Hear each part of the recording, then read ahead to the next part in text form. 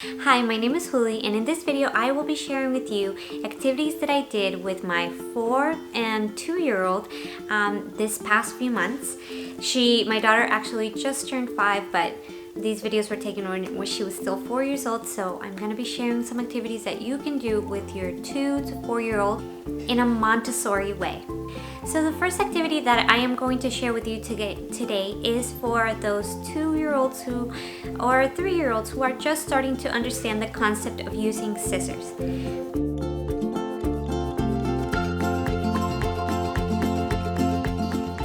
What I did for this activity is that I had some Play-Doh and some plastic scissors so that he could begin understanding the process of cutting. The reason why I think cutting Play-Doh is so great is because it begins that exploration of cutting, but in a very safe way. Now, in this next activity, once your child has gotten really good at cutting Play-Doh, or just their scissors skills are really starting to show, what you can do is this next activity. So what I have are these long strips of paper and some scissors, some child safety scissors, and a little bowl. Now, the child, as you can see, will take the little strips of paper and will begin cutting them into small little pieces. This will give them an opportunity to start using those scissors skills to start cutting small pieces of paper. And the reason why I have a bowl is just so that those cuttings can go in a specific place and they won't go all over your table. The reason why a lot of these activities are actually on trays is to keep them as pretty contained. If you're doing cutting activities and you have that tray, most of the time it will kind of keep everything in that tray so that it doesn't go everywhere all over the table, and so that makes it easier for the child to clean. So in Montessori, we believe that children have the abilities, if given the environment, to be able to do those things themselves. So the third progression of this is actually having some type of line so that the child can continue to cut through. And this is something that you will find in a lot of scissor activity books, that they already have it for you. You can actually just skip the buying of the books and just draw it yourself in a little piece of paper where the child can know and see the line, or the zigzag line, or the curvy line, so that they will begin to practice cutting in a line and in longer pieces of paper. The next activity that you can do with your kids is teaching your kids how to pour water into a small container, or any container that has a small top with a funnel. And this is actually as simple as it seems. It actually requires a lot of different steps for your child to complete this activity. So first, you have to have your container, put the funnel, and then specifically pour the water inside the funnel. When it's done, take it out. And this is actually a great activity for learning how activities work on different steps. So there's a step that you have to do before you can pour in the water, because if you try to pour the water without the funnel, then the water will just go everywhere. So it teaches that there has to be a certain step that you have to do for the activity to be successful. Another thing that you can do with this activity that I don't have, haven't done with my kids, but it's actually flower arranging. So once your child has, filled the little container with the funnel, you can actually add a little flower and put it in your environment. Have them choose where they want to put it, where it wants to go. The next activity that is a fun one for toddlers is actually orange juicing. This is such a fun activity for your toddlers to use those big movements, those big muscles that need to do that strong work, so that they can get all that juice out, and learning how to use their hand to turn and the orange so that it gets the juice out. And just like you've been practicing some pouring, it also gives them an opportunity to pour that juice into a cup so that they can drink. And it's an activity that my kids really love doing. Another fun activity that my toddler loves is actually a lockbox activity. So what you need is just a little box that has some type of lock and a key.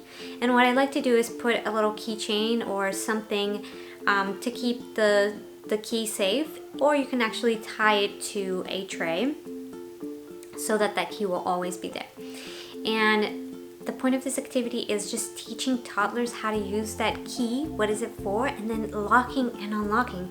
And that movement of the wrist to lock and unlock, or moving the box so that it locks and unlocks, it's actually a pretty great skill that they can learn and practice as they do this activity. And what I like to do in this activity is also just fill it with something. Put little animal characters that I have here, or you can have little people or anything that they can open up and find inside this box, so that it also gives them that, you know, there's something inside and I have to see what I can find inside. The next activity that you can do with your kids is called, or what I named was the color jump. Can you step on yellow? Yeah. Can you step on orange? Can you step on blue?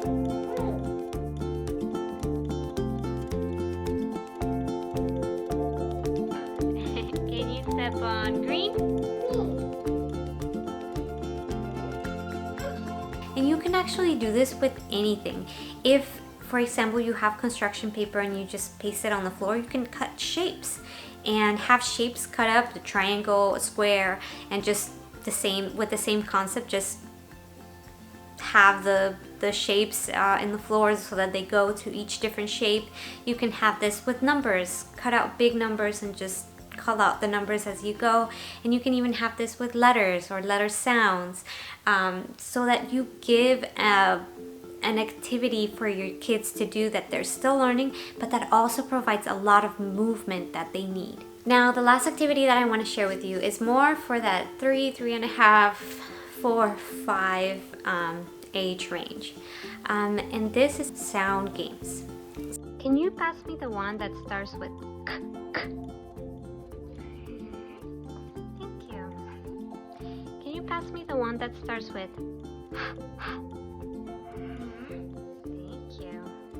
Thank you.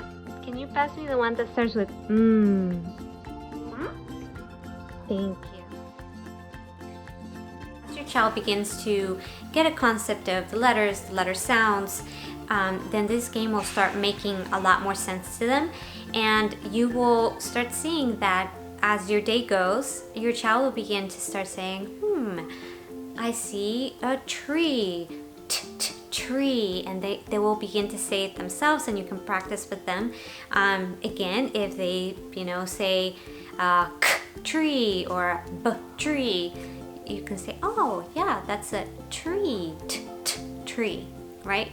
We don't want to say like, in Montessori we try not to say like, no, that's not it. Like, we really want to encourage to zoom in into that moment and say, yeah, that's a tree.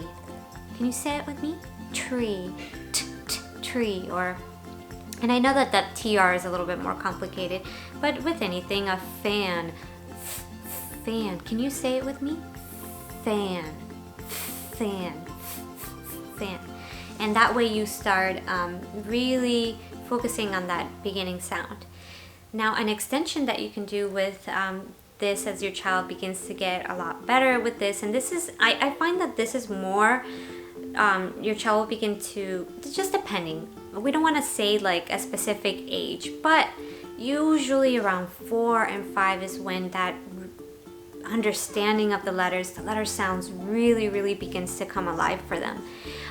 So you can also move on to the ending sound. So cat, k, cat, t, cat ends with the letter t, cat, right?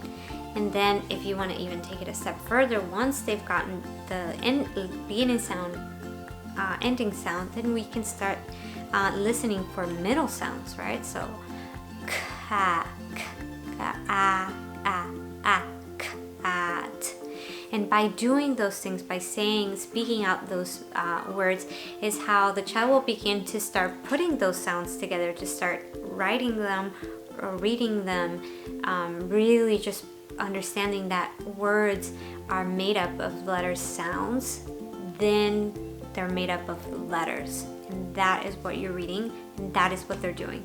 So it's a bit of a, this is like the explanation of how these activities work and what they're for. I really hope you found some of these helpful. Just so you know, I do have a part 1 for these activities, so if you want to see more Montessori activities, I am going to go ahead and link that up here so that you can check out the other activities that I have that you can do with your 2 to 4-year-olds. And then also, I want to encourage you to check out my Instagram. I share so much more about Montessori on my Instagram, so I'm going to go ahead and just leave it here and leave it in the link below so you can check that out. And yeah, check out my Instagram. I usually share more of the day-to-day of how we Montessori at home and tips and tricks that I have to share with you guys. So I really hope you found this helpful. Thank you so much for watching. I'll see you next time.